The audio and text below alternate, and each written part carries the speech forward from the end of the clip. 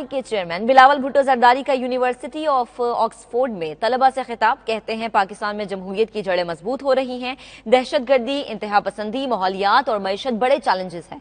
Parliament को मजबूत होना चाहिए और आजादाना किरदार अदा करना चाहिए। उनका मजीद क्या कहना था, आप भी देखिए।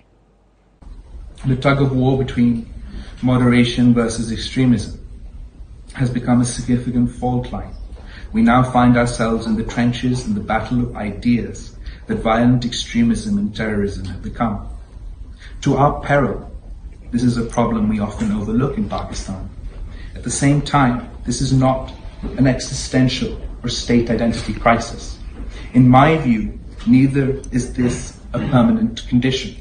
Pakistan votes in non-religious political parties, by and large, which, if empowered over time, can and must reverse the advances that the extremist idiom and militant muscle has made.